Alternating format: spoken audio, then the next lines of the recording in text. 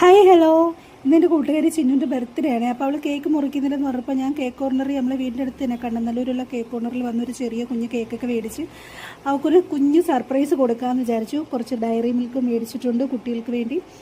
എന്നിട്ട് ഇത് എടുത്തുകൊണ്ട് ഞാൻ പോവുകയാണ്. അപ്പം നമുക്ക് ഇവളുടെ റിയാക്ഷൻ എങ്ങനെ ഉണ്ടെന്ന് നോക്കാം. കാരണം ഞാൻ ഇവളുടെ അടുത്ത് പറഞ്ഞില്ല, വരുന്ന കാര്യം പറഞ്ഞിട്ടില്ലായിരുന്നു.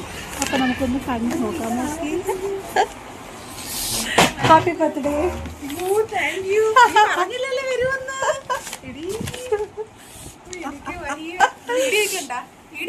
വീഡിയോ ചുമ്മാ ജസ്റ്റ് ഒരു സർപ്രൈസ് വീഡിയോ കൊടുത്തതാണ്.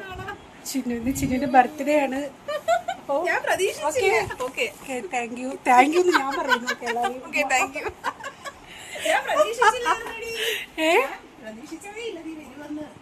അല്ല, ഞാൻ ജസ്റ്റ് നീ ഇവിടെ ഷോപ്പിനെ അടയ്ക്കുവോ എടുക്കുവോ എന്നൊക്കെ ഉള്ളത് ഇതായിരുന്നു. ആണല്ലേ? ബാ, ഇറങ്ങി പുറത്തോട്ട് വാ. ഇവിടെ കാണുമെന്ന് ഞാൻ നോക്കിയപ്പോ ഞാൻ വെച്ച് വർക്ക് ഉണ്ടെന്ന്, പിന്നെ സ്റ്റാറ്റസ് ഇട്ടത് ഞാൻ കണ്ടായിരുന്നു. സ്റ്റാറ്റസ് സത്യം പറഞ്ഞ ഇത് ഡയറി മിൽക്കാണ്, കുട്ടികൾക്ക് കൊടുക്കണേ. Okay, thank you. ഇത് ബാൻജോടെ കേക്കാണ് ഞാൻ മേടിച്ചേക്കുന്നത്.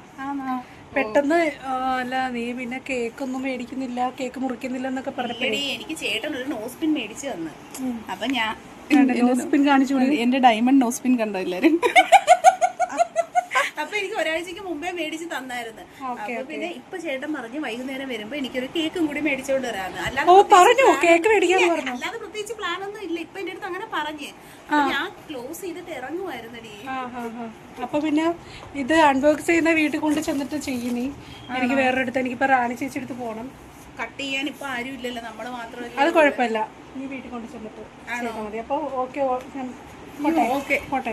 എനിക്ക് സമയമില്ല, അതുകൊണ്ടാണ്. Thank you. ഓക്കെ. ഓക്കെ,